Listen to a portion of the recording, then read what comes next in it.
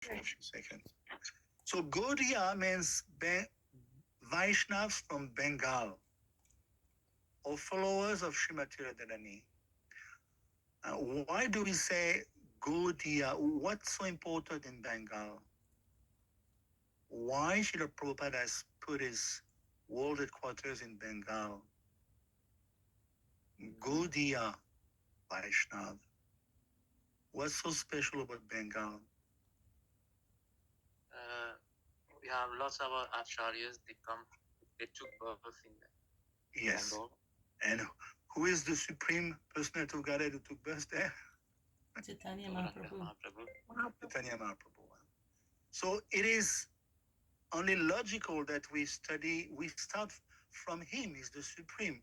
Radhabhav Duti Suvaritam Numi Krishna Svarupam. He's himself Krishna. Krishna Svarup. But he has borrowed Radhabhav and Radha Duti. What did he take from Srimati Radharani? Radha Bhav. The Bhav, the love of Radha, he has taken. And Radha Duti. Duti means the complexion. Did you notice Srimati Radharani is golden and Mahaprabhu is Gauranga. Anga is Anga means his body, his limbs are golden. So Gaudiya Vaishnava, we are Gaudiya. We're trained to be Gaudiya Vaishnavas. We are apprentice. So I want to concentrate on what is the position of Srimad Bhagavatam within Gaudiya Vaishnava culture. It won't take long. I'm going to share some slides. This is the greatness of Zoom. You can share. I can share my screen. You can share your screen also. This is great. So let's see. Share.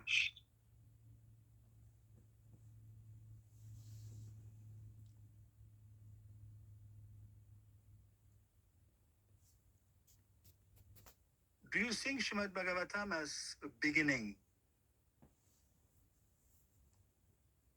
You know, let's say you study, in France we have great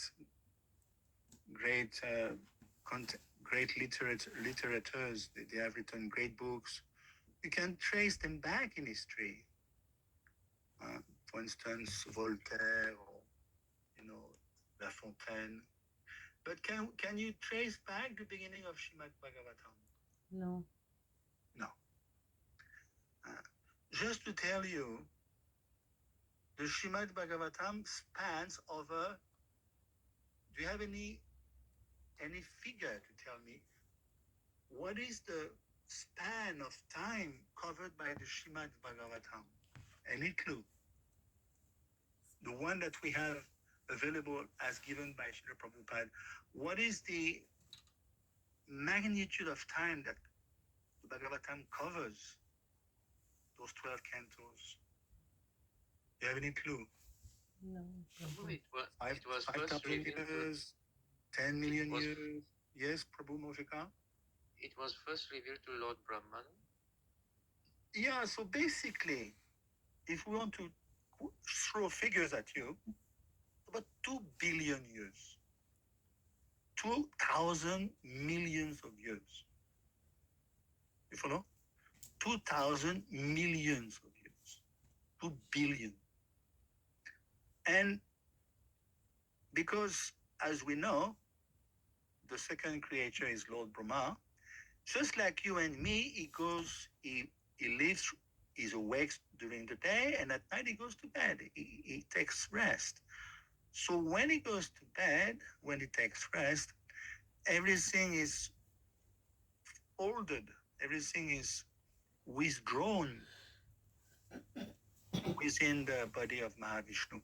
And again, next morning, he's going to again wake up and recreate, and again the Bhagavatam will come out of his mouth.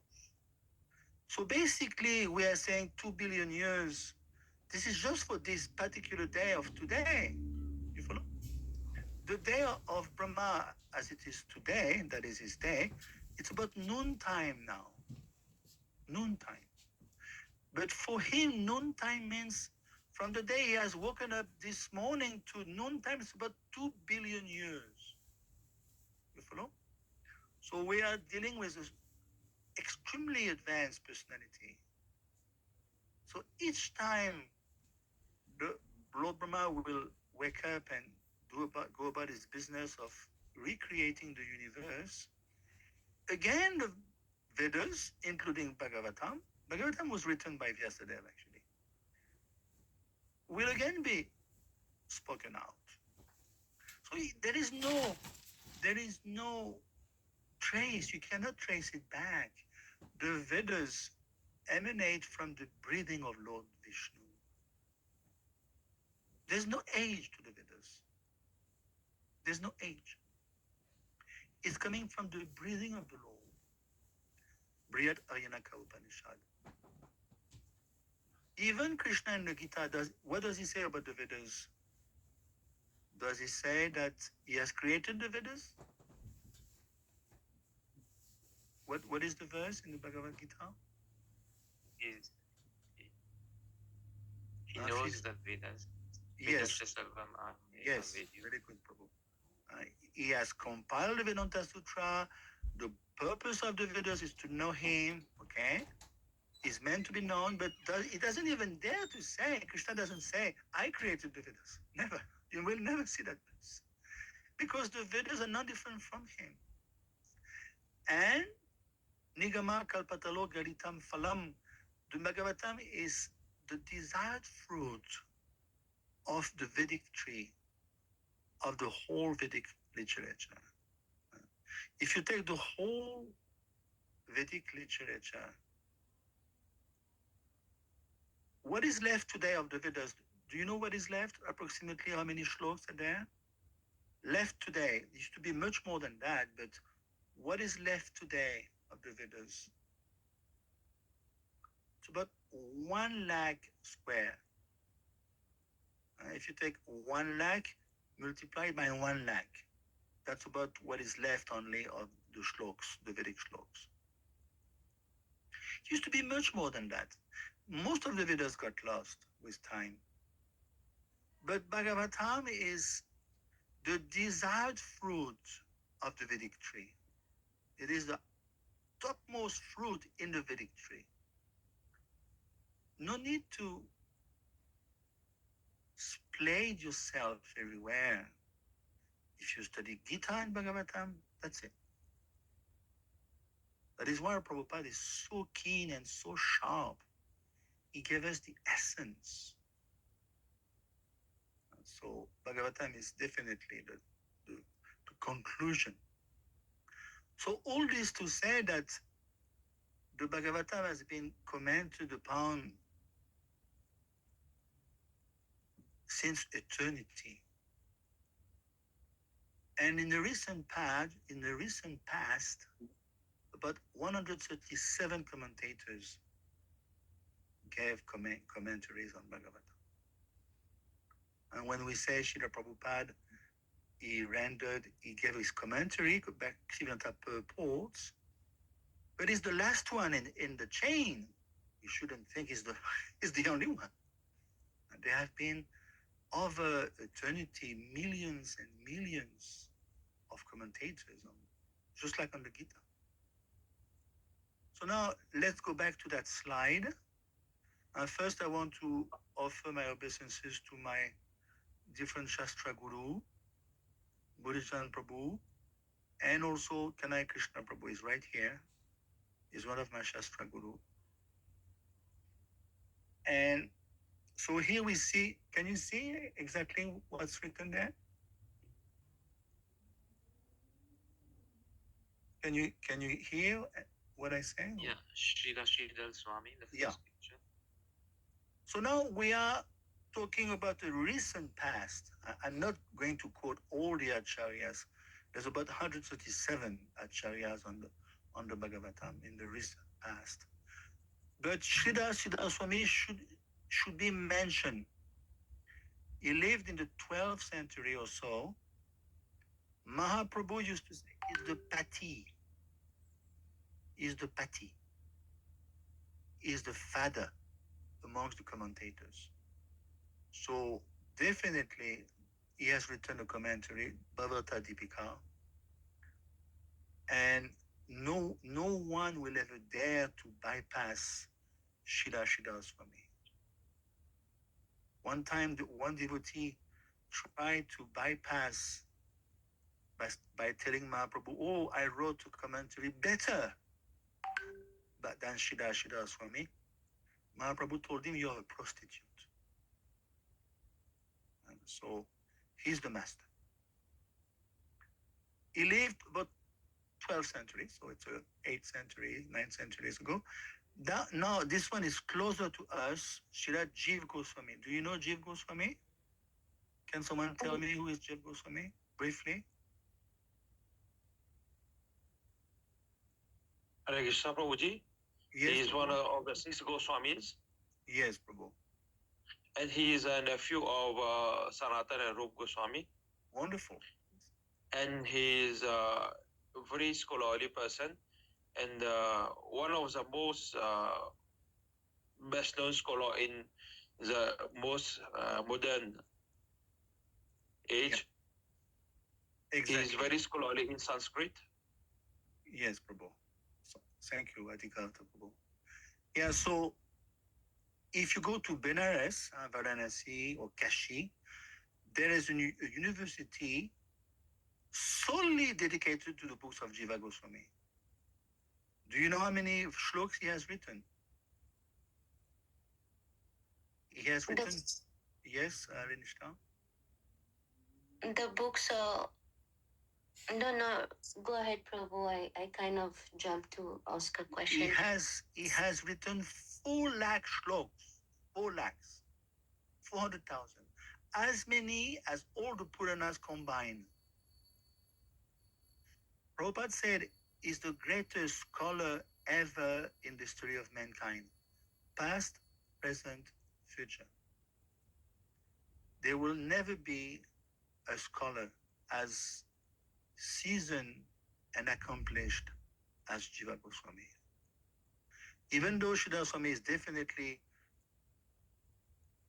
he lived before Jiva Goswami, yes, he's considered the master, the pati, but in terms of erudite scholarship, Jiva Goswami stands supreme.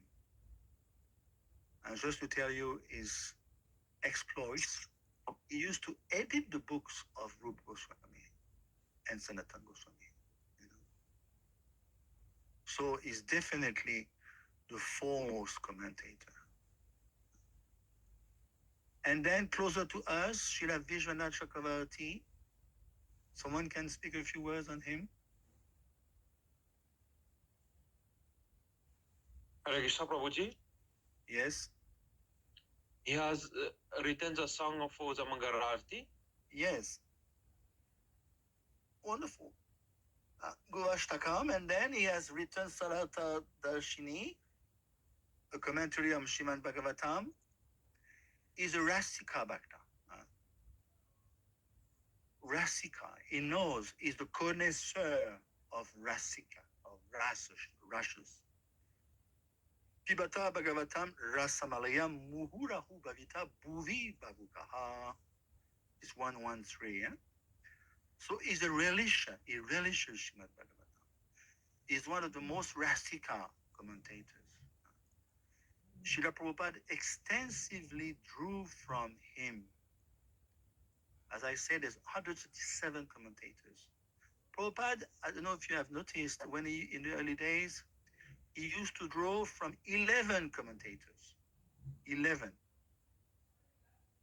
When he wrote, this is Anjali Ramuhul. Yeah. Okay, I understand. You have babies. Okay, I understand. Yeah. Yes.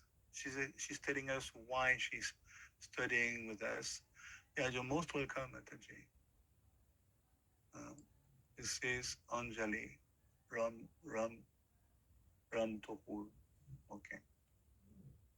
Okay, so basically, Vishwanath is one of the most favorite commentator in the eyes of Srila Prabhupada. He and Baladev Vidyabhushan. Vishwanath lived much closer to us. He lived in the 17th century and Baladev in the 18th century. So now we're going to discuss, remember it's a short seminar before we start diving into Srimad Bhagavatam. What is the title of the seminar? Let's see if you can remember.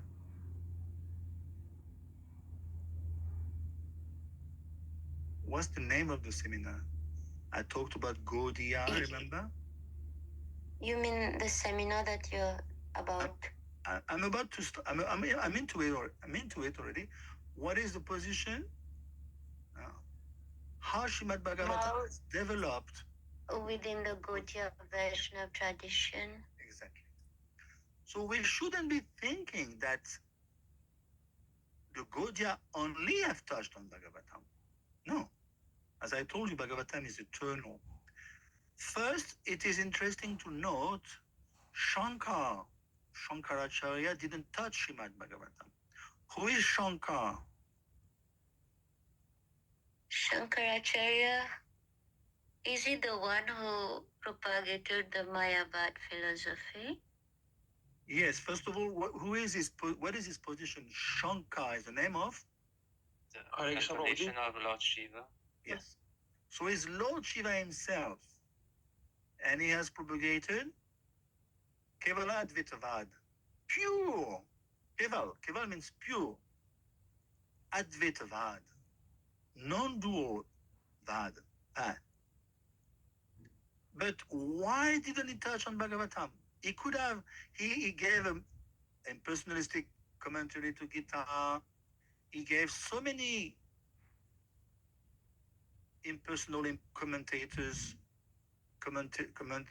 commentaries on different Shastra. Why didn't touch Bhagavatam?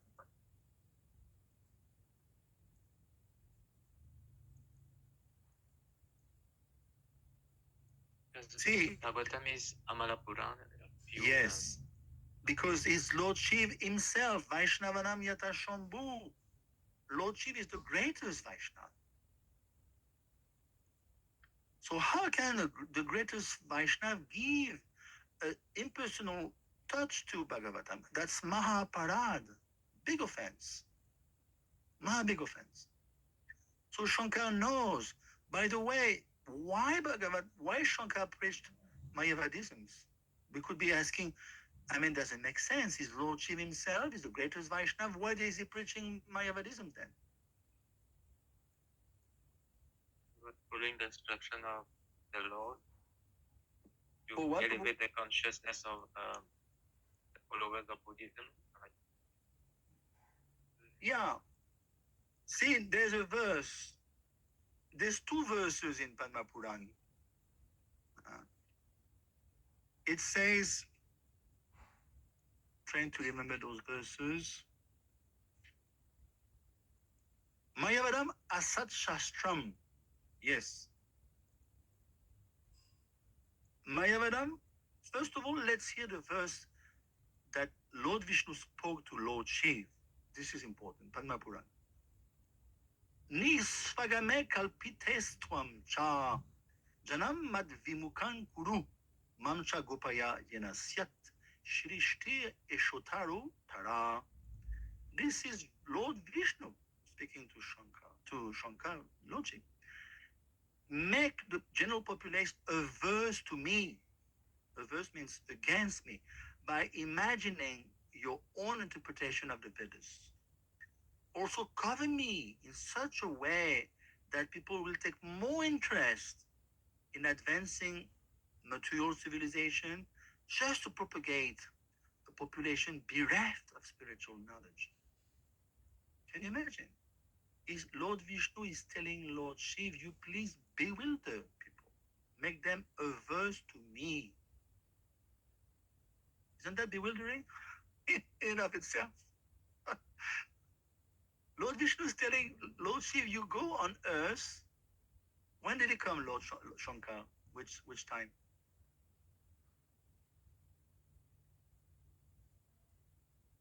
17th Um, century. Not too long ago. He came in the 8th century, not too far.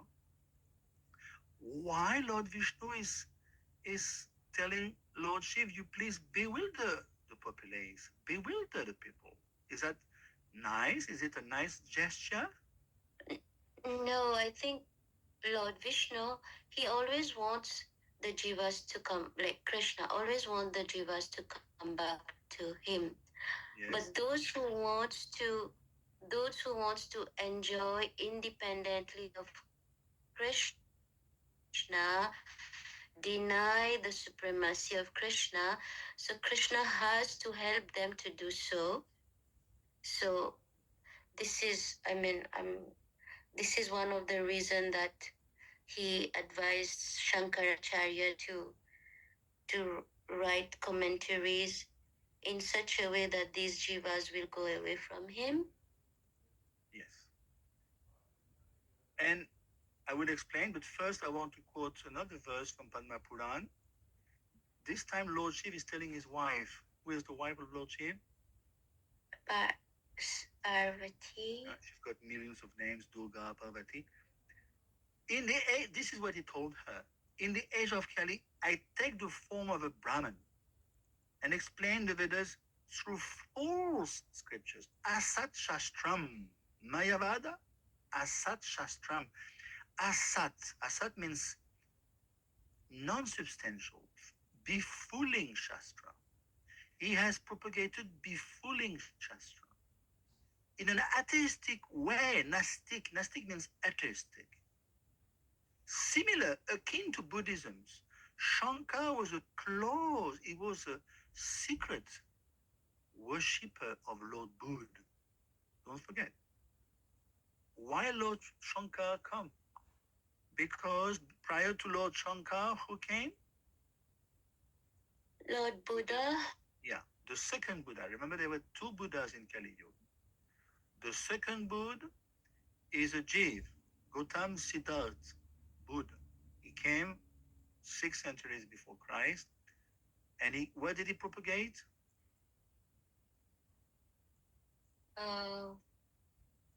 Violence. Non-violence philosophy. Ahimsa, yes. Ahimsa. Ahimsa. But what did he do in order to give roots to his philosophy? He did something quite audacious. He negated the presence of the Supreme Personality of Godhead.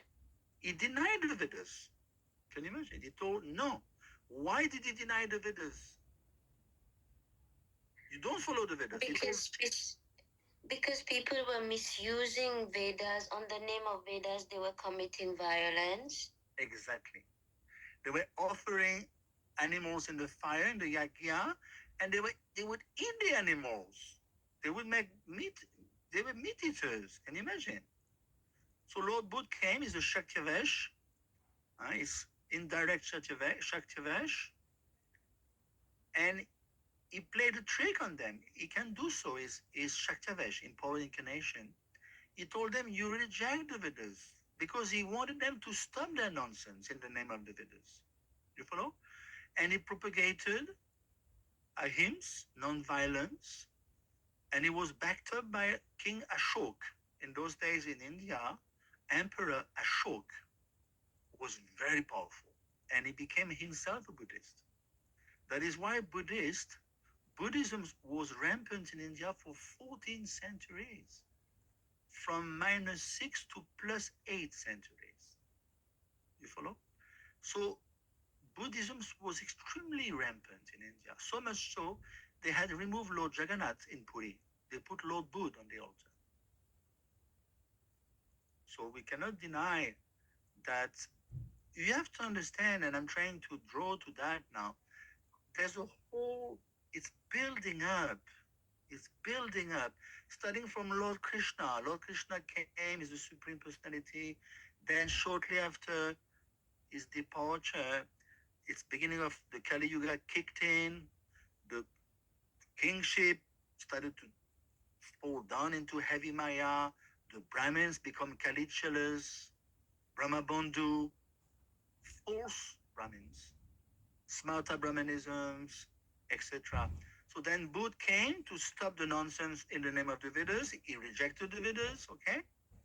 He propagated Ahimsa, and people followed him. He was a Shaktavesh avatar. And then 14 centuries after, it's a long time, who came? Shankar. So what is the contribution of Shankar? He did such a great thing that even Mahaprabhu never criticized Shankar.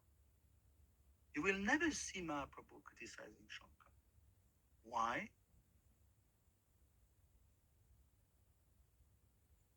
His teaching uplifted the consciousness from the Yeah, but from he did a very practical thing. Remember, Lord Buddha, Gautam Siddhartha, he removed the Vedas. And Lord Shankar, what did he do? He reestablished. He reestablished. Yeah, That is why Mahaprabhu will never find fault with Shankar. See, you have to understand, you have to get the full picture.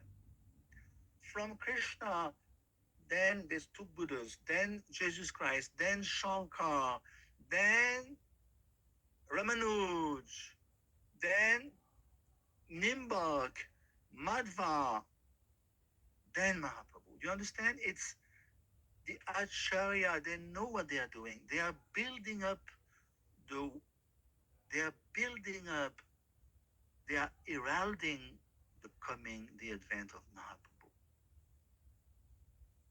You have to, don't separate the religions between from one to the next. It's a massive arrangement orchestrated by Mahaprabhu himself. So Shankar had this very important role to play, namely, he reinstated the Vedas on the table. He put the Vedas back on the table.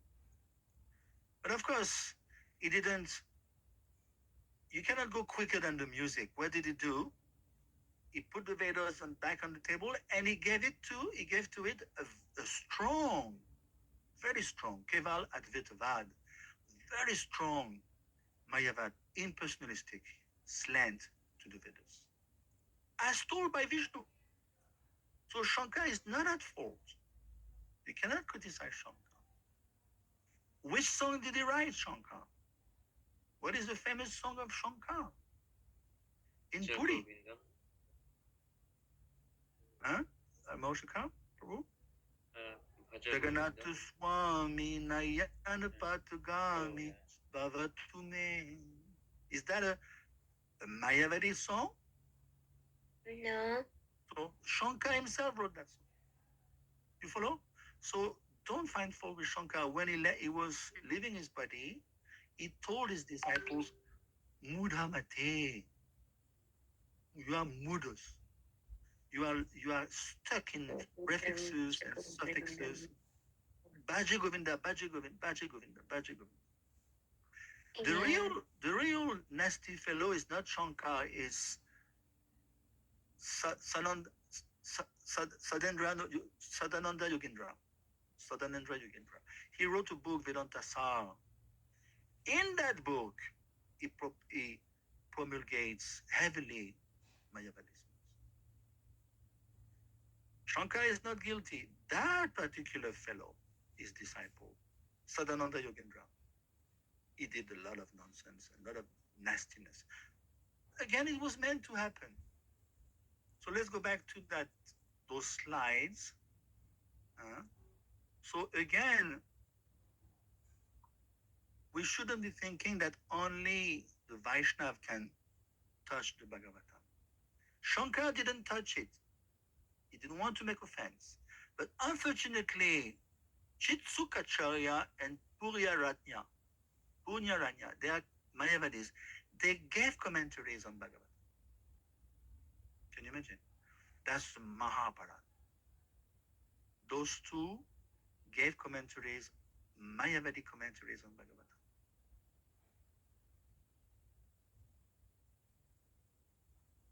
Of course, Madhvacharya is a great Vaishnava.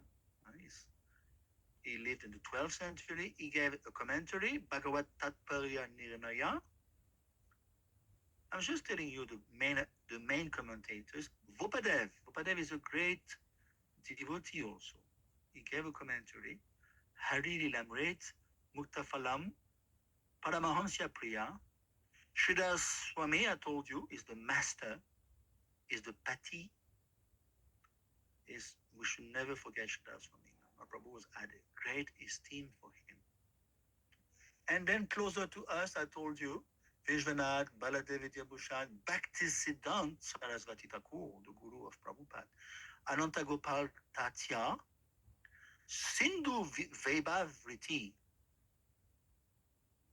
And of course, how Srila Prabhupada has been totally empowered because he gave Bhagavatam for the first time in history in the West. Nirvishesha Punyavadi Paschatyas Deshatarine. He has translated it in 250 languages, and now it's all over the world. So what we are going through now is Lila. It's a Lila. As I mentioned recently, I wouldn't be surprised that in the next Bhagavatam, in the next cycle of 4 ages, the Leelas of Prabhupada are mentioned within the Srimad Bhagavatam. Able. Because what we are going through, it's a Leela of Mahaprabhu. You have to understand this point very deeply. Don't think, oh, I'm just hanging in there in ISKCON, trying to stay and day in, day out, groping in the dark. No, it's a Leela. You have to understand. Srila Prabhupada is on that caliber of those great souls we mentioned, Baladev, Vishwanath. All these personalities are manjaris in Golok Vrindavan. You think they're just Hindus? Come on. They are coming from Golok Vrindavan. They're manjaris. So Prabhupada is on that caliber. He gave it the final link, the final spokesman of the whole parampara coming from Lord Krishna himself. So we are in that lila. Don't miss the train. And Prabhupada said, he told GBC, give me some time, take over ISKCON, manage ISKCON. I have to, let me translate Bhagavatam. That was his main focus. Every night, 2, 3, 4 hours. He could not even complete it. So I'm telling you out of experience, if you concentrate on Bhagavatam, your life will be successful. Now, closer to us, this, I told you before, this is the greatest scholar in the history of the Earth planet, Jiva Goswami. And we cannot deny that his contribution is unique. Why? What did he give? He gave the more opus magnum. In Latin, you say opus magnum. This is the final gigantic book. Sat Sandarbha. Sat means 6. What is his purpose? He wants to establish Bhagavatam as the ultimate praman. What is praman? What is the meaning of praman in Sanskrit? Praman. Evidence, the proof. When Jiva Goswami in the 16th century, he wrote the Sat Sandarbha, he has put the Bhagavatam on the highest pedestal. Even the Mayavadis in those days, they were enamored by Srimad Bhagavatam. They understood there's no way. If we want to establish our thesis, our philosophy, we cannot put aside Bhagavatam. Jiva Goswami is too powerful. So what they would do, as I mentioned before, they would give impersonalistic commentaries on the Bhagavatam, especially those 2. Chat is mentioned here. Shitsukacharya and Punyalanya. So that was the purpose of Jiva Goswami. He has written 6 sandarbhas. It's a thematic it's a thematic approach, and through Tatwa. There is the first one is Bhakti Sandarbha. I don't know if you remember Gopi Paradana Prabhu. He left the world. He used to be living In Govardhan. He is a great soul. He was the senior Sanskritist scholar in ISKCON worldwide. He gave, before he left the world, he translated the first Sandarbha, Tattva Sandarbha. There is Bhakti Sandarbha, there is Priti Sandarbha, Krishna Sandarbha. And the whole purpose of those 6 Sandarbha is to establish, because remember, Jiva Goswami was living in the 16th century. It was a different scene. Not everyone in India was a devotee. No. There was a lot of tantras, nyaya. You follow? A lot of smarters, caste-conscious Brahmins, also Mayavadis, Shaktas. They worship the Shaktis. They consider the Shaktis, Durga, Ganesh, equal to Krishna. A lot of nonsense, even in the 16th century in India. So his job was to establish once and for all the supreme Praman of the Srimad Bhagavatam as ultimate. So he did it thematically in Tattva. And not only that, but he was himself a Maha expert in Vyakaran, in grammar. So he followed also the system of Panini. Panini is one of the greatest Sanskrit grammarians. So in those 6 Sandarbha, he followed the patterns of the 18,000 shlok of Bhagavatam. So that is his contribution, unique contribution. After Jiva Goswami, it is a reality, a pattern. When Jiva Goswami says something, final word. No one will dare to again question. Even as I told you, Mayavadis would be baffled. Not only baffled, they would be impressed, enamored. They understood, because there's no way we can contradict Satsandarbha. So he wrote extensive books, Sarva Sambhadini.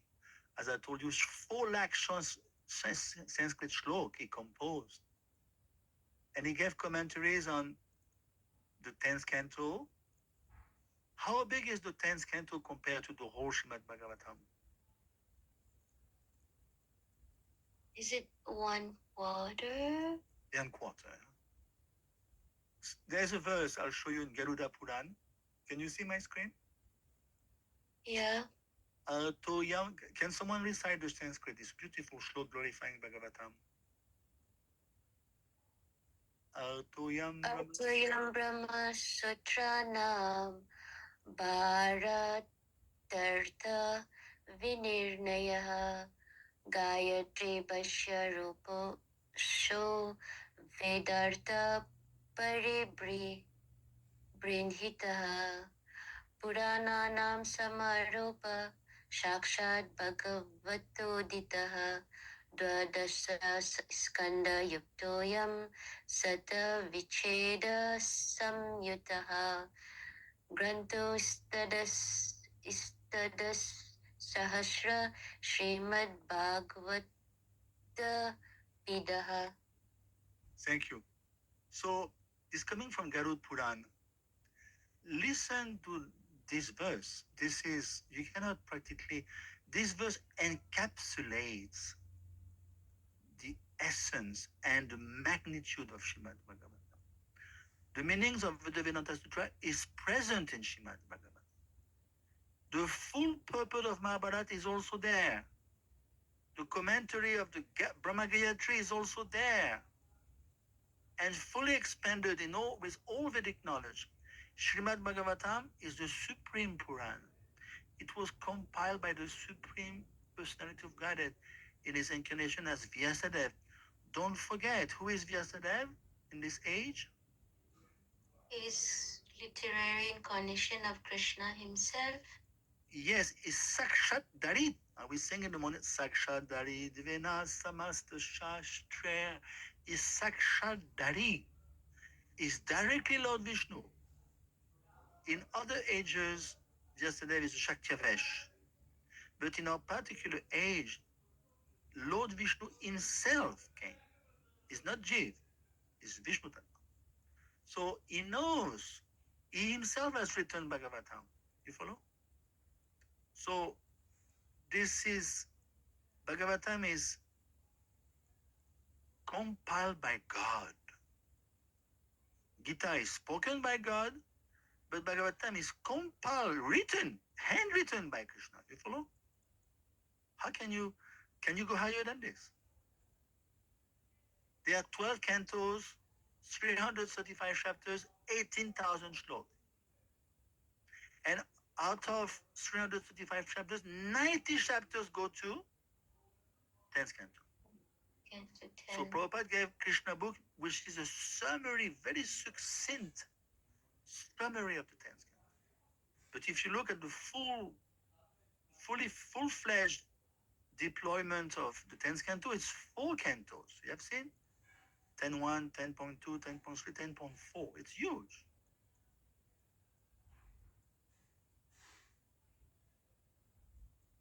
Okay.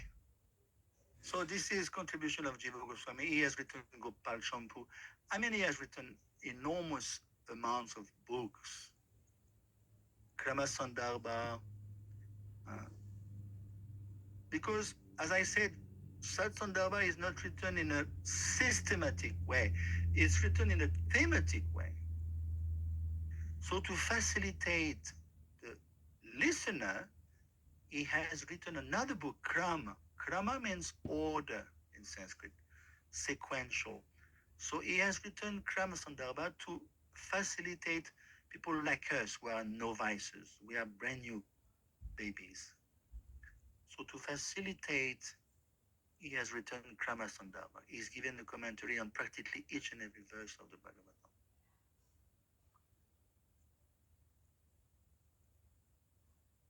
Yeah. Yeah, this I can skip. Now, let's discuss. Can you see my slide? It's written a discussion on the 3 topics of Vedas. Yeah. So, how to divide? There's different ways to divide the Vedic literature, I know. But as per the slide, what are the 3 main ways to divide the Vedic literature? In Karma Kanda, Jnana Kanda, and Upasana Kanda. Okay, so please explain. No, I'm just reading what's in the screen, Prabhu. Karmakan deals with philosophy for how to the living entities can fulfill the desire of sense gratification, regulated sense gratification according to scriptures. And Yes. yeah, Jnanakan is mainly for the like impersonalists, Brahman realization teachers. Yes. And Upasanakan deals with Bhakti, Bhagavan teachers. Yes. So, Karma Kandiya. Remember the Gita 242, 243. Suchinam Shmatam, not this one, sorry. They are enamored by the flowery languages of the Vedas. Remember? They are willing to even be severe tapasvi, to even forego sense gratification and undertake austerity, but for the sake of higher sense gratification, on higher planets. They want to promote themselves to Nandan gardens with beautiful girls and shomras. When you drink shomras, you never grow old. So they are following the Vedas, yes, but quite fruitive. They have a fruitive mentality, karma kandiya. 96% of the Vedic followers are karma kandiya. 96. In any religion, Christian, Muslim, most of the people practicing are fruitive. Please give me our daily bread. Make sure my daughter find a good husband. Make sure my son get his degree. So it's, yes, they turn towards God, but they're quite fruitive in their intention. You follow? So, and for that matter, they do take up yagya, which is definitely written in the Vedas, yes, but karma kandiya, they want to satisfy the material desires in a Vedic way, in a religious way. That's 96%. That's huge. You find that figure in any monotheistic religion. Then Gyanakand, like Prabhu was saying, at least they're better off. Why? Because they have come to this understanding that gratifying sense desire, hankering for material desire will only bring misery. So they try to not go for that, but increase the level of their consciousness by acquiring knowledge. And yeah, Yeah, that's pretty good. So at least they understand theoretically, philosophically, intellectually, they are not the body. So they are not trying to enjoy down here in this material world. They're not trying to promote themselves into some higher realms of life, Svagalok, Siddhalok, Chandralok, Suryalok. No, they're fed up with this universe. They want to break free. So they're going to use a different portion of the Vedas. They're going to be using the Upanishad. Srila Prabhupada said that the Upanishad mark the beginning of transcendental life.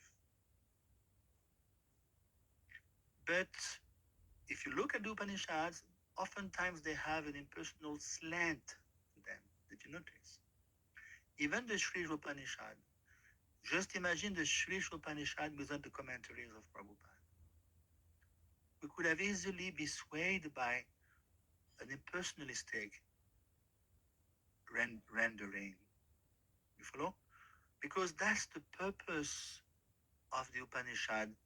They are meant for the Gyanis, for the Gyanakandis, because they want to break free. That's a good point, yes. But little do they know what is out there.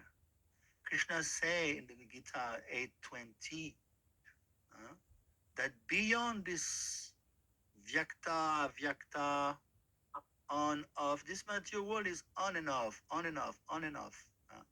Vyakta manifested and then non-manifested, avyakta. Beyond these two phases of material creation, there is Sanatan Dham. So, yes, they want to break free, but they have no knowledge. What is the spiritual world, Haridham? What is it made of? Chintamani Prakarasanma Shukalpa Vriksha.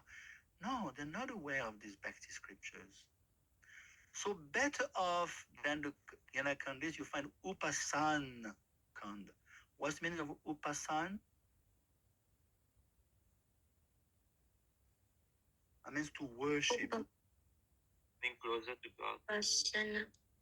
Aradhana Savishna, Vishnu Aditati Pantha, Tasman Parataram Devi Tadiyanam Samavachanam, Padma Purana. So Aradhana, to worship. So people know we have to worship. So they may worship demigods. See, there's a difference between those two, how do you say, those two squares here. between this one and this one. What is the difference? Because here they worship also demigods sometimes. But there's a difference. What is the difference? It's a subtle difference. The Karmakandiya may even resort to worshipping demigods. So tell me the difference. There's a clear difference. The Karmakandi, they worship demigods to fulfill their material desires. Very good. Excellent. There is no love. See, they're extremely strict on Niyamagraha, the details of the yagya, and the priest should know his stuff, recite the proper mantras. But there is no love. They're extremely fruitive, they're quite cut and dry. And one mistake, it can backfire. Remember the sixth canto? Twashta wanted to avenge his son Vishvarup, who had been beheaded by Indra, and he hired a priest. And the priest mispronounced the mantra, and yes, Arinishka, go ahead. Instead of Indra killing Vitrasura, they chanted the mantra in a way that Vitrasura is going to kill Indra. Exactly. Just a slight mispronunciation, you can put your foot in the mouth. Whereas here, it's much higher. Upasana means to worship. They worship with love the demigods. They don't splay themselves all over the place. Worshipper of Ganesh. There was one great worshipper of Ganesh. He went to Puri long back, and he was a loving Ganesh worshipper. You cannot say Bhakta, by the way. Bhakta, it's only for Krishna. Grammatically, Bhaj, Bhakti, Bhokta, Bhukti, it's only for Krishna. You cannot say Shiv Bhakta. This is nonsense. It's a fault grammatically. You cannot say Ganesh Bhakta. You can say so practically, the Karmakandi, they do business with the demigods. Exactly. So there was one Ganesh worshipper, very loving, extremely absorbed in Ganesh, wanted to please Ganesh. He went to Puri, and he was quite known in India way back, centuries ago. King of Puri told him, "Oh, let me take you for darshan." And he went to darshan and he was disappointed. Why was he disappointed? Because he was expecting to see Ganesh on the altar. Of course, he saw Lord Jagannath. Lord Jagannath is so personal. And that fellow was about to leave Puri. And in the heart, Lord Jagannath told him, no, come back again. And this time, he came back and he saw the Ati Vesh. Ati means elephant. The Vesh, the garment, the attire, the dress of an elephant. On the street, Lord Jagannath, Baladev, Subhadra. And he was in bliss. And he said, yes, this is my Ganesh. So you follow?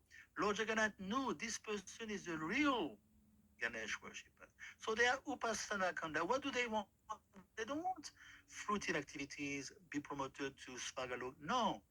They have so much love that they want to go to that planet of Ganesh or Durga or whatever, or Uma or Sarasvati.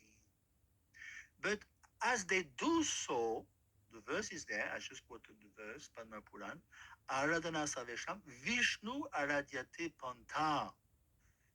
As you worship life after life, different demigods, then gradually it's going to occur to you that I'm going in a merry-go-round. The priest finally will, if he does his job properly, will tell the guy, but my dear sir, instead of promoting yourself to some heavenly realms, and then again, Kshine Punya Matalokam Vishanti, again, once you have used up the meritorious acts that allowed you to go there in the first place, back to square one. Mrityu Lok, this is the Earth planet. Mrityu Lok. So the priest will help to tell him, And then the guy will also realize that life is not always rosy, as we know. Even in heaven, it's not always rosy. The demigods will be attacked by the asuras, back and forth. We have seen he has stolen my wife, blah blah blah. We have seen in the Bhagavatam. Brihaspati has a wife, Somdev stole his wife, made her pregnant. So even in heaven, there's still nonsense. So after some time, then back to that verse, Padma Puran, Vishnu Arajatipanta, then even higher, what is higher than worshipping Vishnu? What is it? Tadiyanam Samarchanam. First you worship demigods, then you come to worship Vishnu, yes, and even higher. Worship of the devotees of Lord Vishnu. Exactly. Tadiyanam, Tadiya. If you look at Gita 17:23 or 24, Tadiyanam Tadartadam. Tadiya means paraphernalia. You worship the Tulasi. Tulasi is Tadiya. You worship the shoes of Lord Krishna. You worship the umbrella. That's higher than worshiping Krishna. Madbhakta Pujabhyadika. You worship the devotee, that is higher. Then your Upasana Kanda will culminate into pure Krishna consciousness. You follow? So that's the purpose of the Vedas. And Prabhupada is so expert here, he didn't bother to allure us to become a Karma Kandi or a Jnana Kandi. No, he gave us the final shot. This is the glory. That is why it's a lila. This Prabhupada is the culmination of the whole parampara. He is the foreteller, is the spokesperson of 50 centuries of parampara. You follow? So this is a culmination of the lila. Okay, so, and then the Vedas will give two ways to understand. Bed, abed. Someone explain this. Bed, abed. There's two ways to look at things. Very simple. Bed, abed. Different and at the same time not different. We learn about the Achintya Veda, Veda Tattva. Yes. So what are the two schools? If you look at all these great commentators I mentioned, Shankar, Madhva, Ramanuj, Nimbark, they either lean towards bed or abed. Shankar will say, Keval Advaitavad. Advaita means non-dual. Monistic. There's no difference. It's abed. It's pure abed. Keval Advaita means abed basically. Keval abedvad. Keval it's totally one. Brahman is one. It's homogeneous. It's nirvishesh. No attributes, nirakars, formless, qualityless. That's one stand. Shankar is the epitome of that. Okay? What is the opposite in terms of school of philosophy? Who is totally opposite to Shankar? He came later, 4 centuries later. Madhva. Someone wanted to say something? Feel free to speak if you want to say anything. So Madhva was Dvaitavad. Dvaita means duality.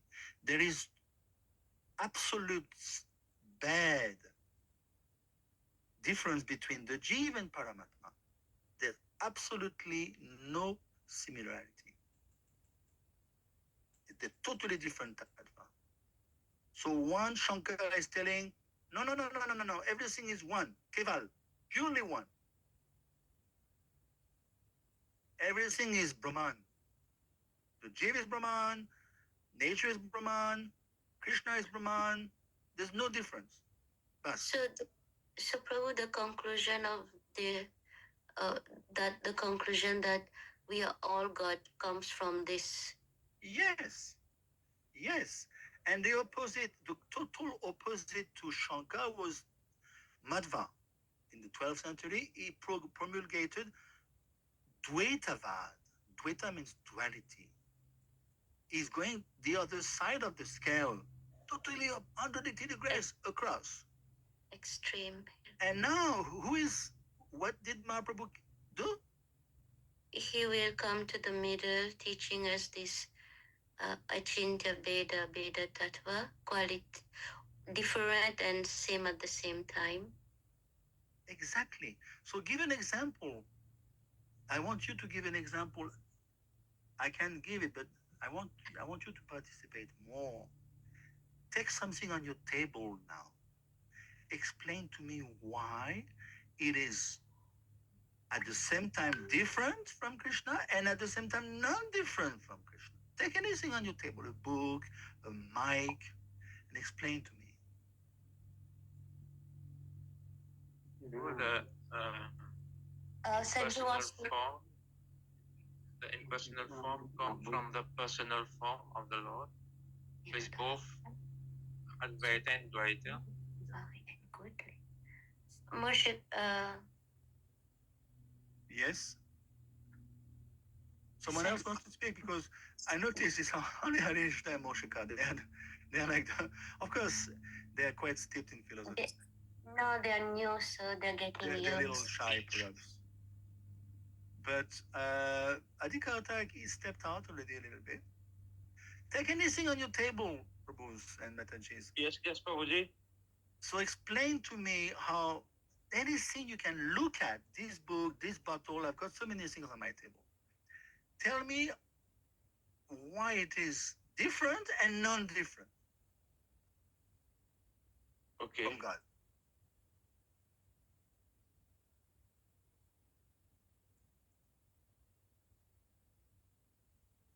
I mean, it's not difficult.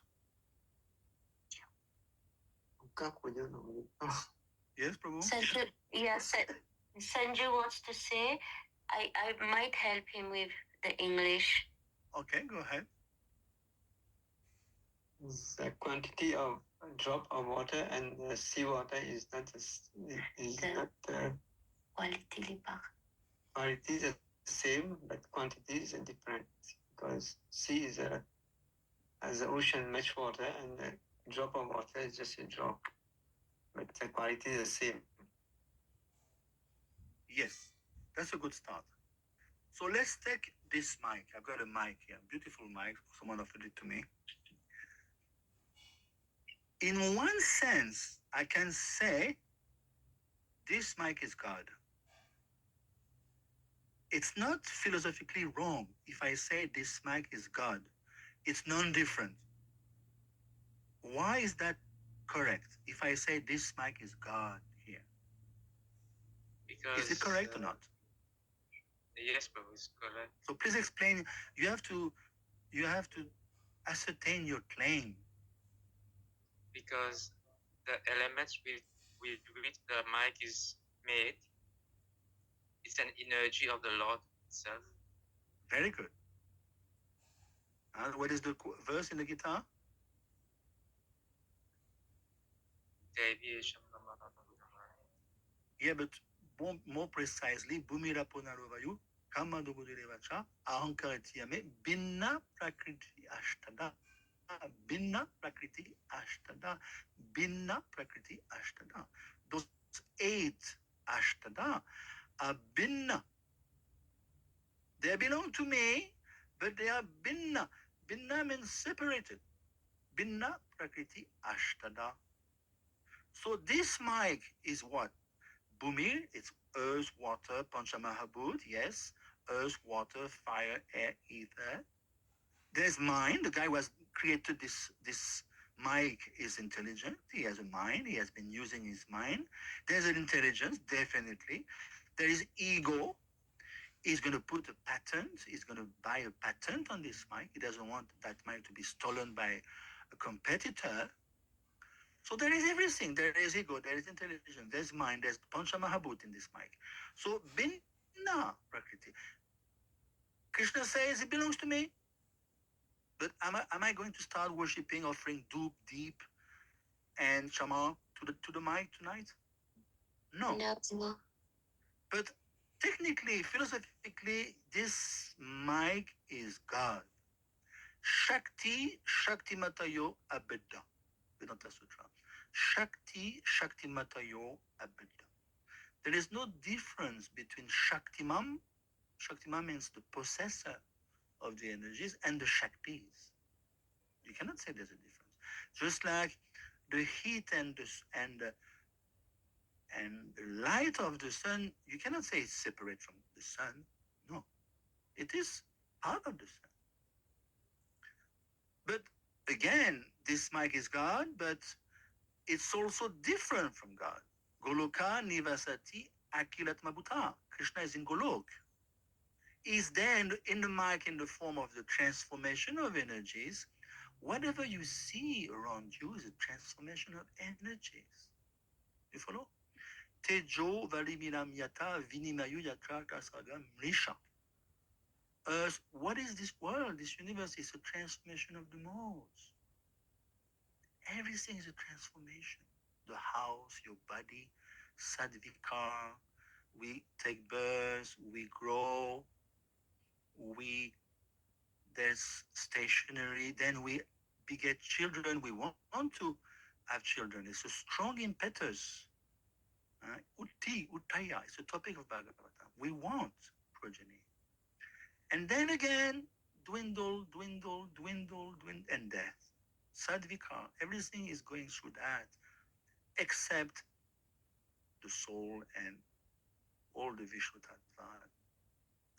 So we worship, we acknowledge everything belongs to God. My car belongs to God. I should take care of the car.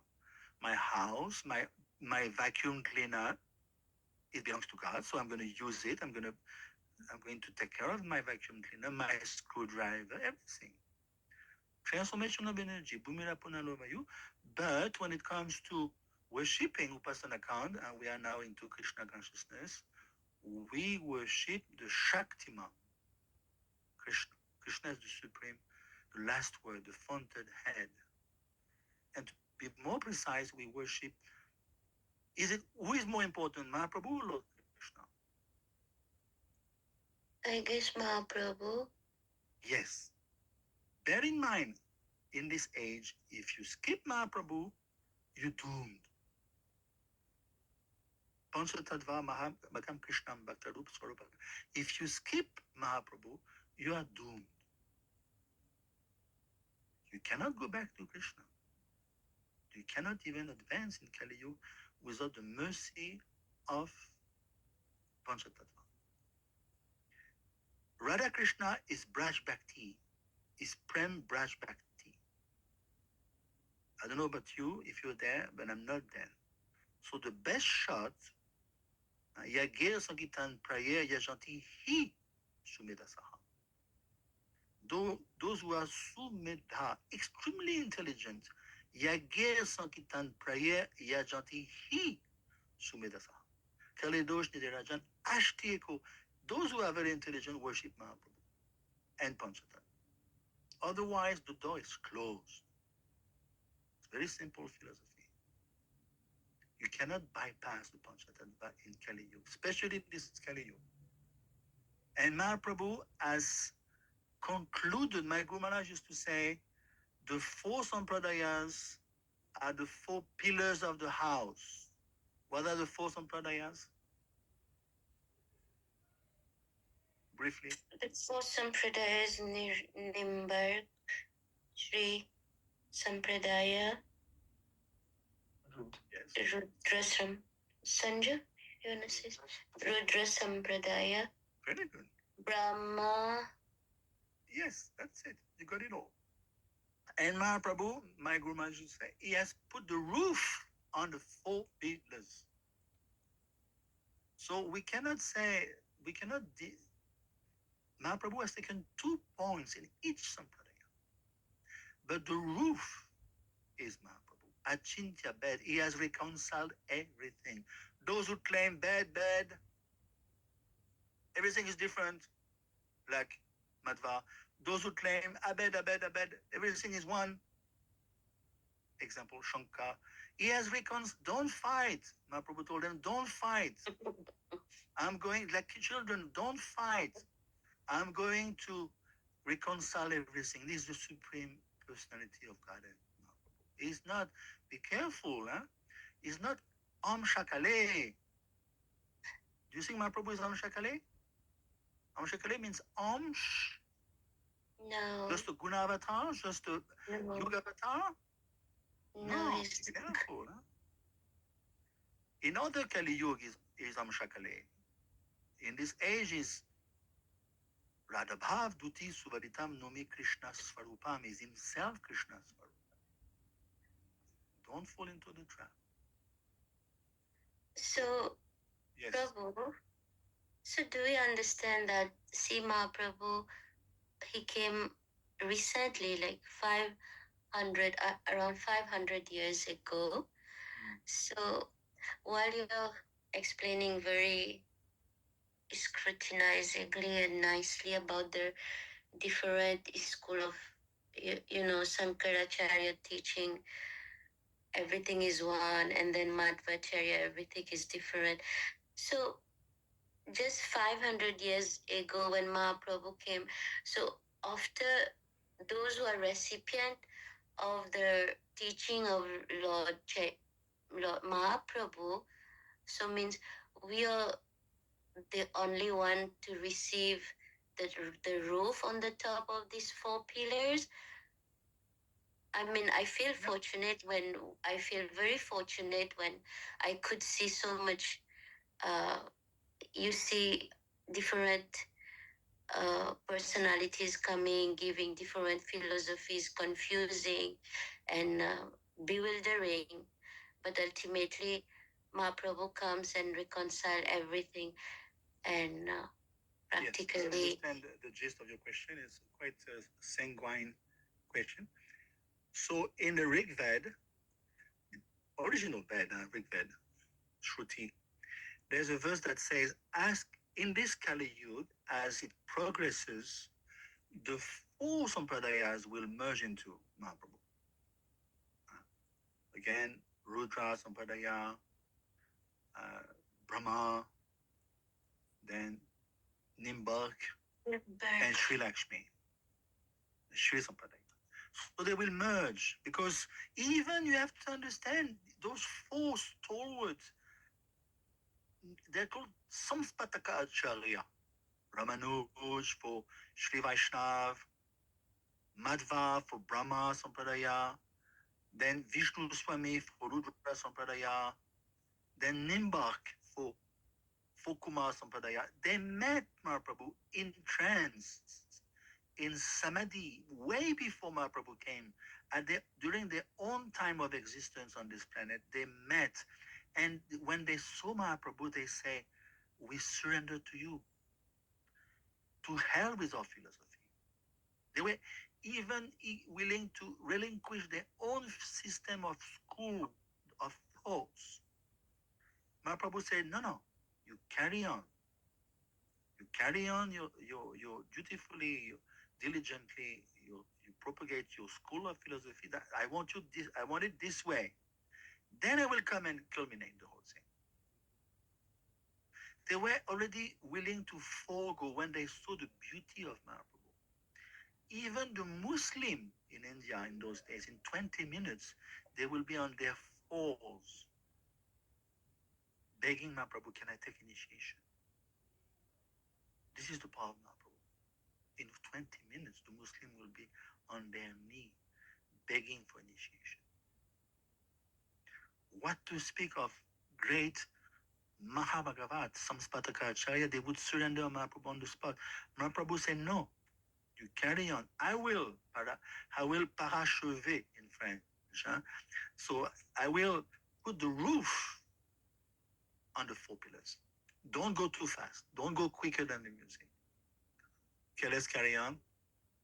So Oh, by the way, it's 7:30. Yeah. Yeah, we have to stop. So anyway, this is I'm almost finished with this. We'll carry on next time. Do you have any questions?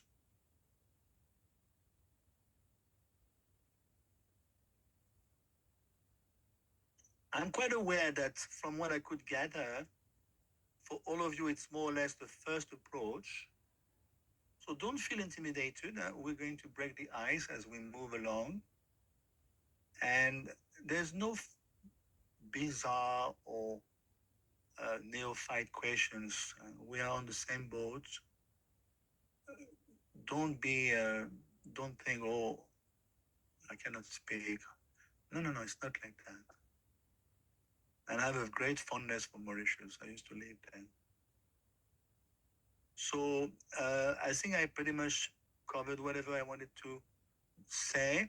Another point, perhaps, it's a donation-based type of course. I'm not imposing any fee. For those who want to give at your own volition, those who live in Mauritius, you give to Harinishta. And for those who live outside of Mauritius, whenever you want to give something, you ask me, I'll give you my banking details. But absolutely no compulsion whatsoever. Do you have any questions before we part? Anything you want to clarify or? The timing suits you? 5:30 till 7:30 p.m. French time. Does it suit everyone? Mauritius is good, 7:30 to 9:30. I mean, others can also suggest, but yeah, I got 13 students here, so it looks like not everyone came for the first time. Perhaps they got lost or they didn't get the. It seems to me that we were like close to 19 or 20. Not everyone made it today. Anyway, it's a start, and that's all for today. Thank you very much. Hare Krishna. Hare Krishna, Prabhu. Thank you very much, Prabhu. So we will carry on. I will briefly finish this seminar on the position of Bhagavatam within Gaudiya, and then most probably I will move into we'll start Bhagavatam itself by Krishna, Lord Krishna willing. Thank you so much, Hare Krishna. Hare Krishna, Prabhu. Yes. Hare Krishna. Hare Thank Krishna. you. Keep well. Let me disconnect. Hare Krishna. Recording stopped.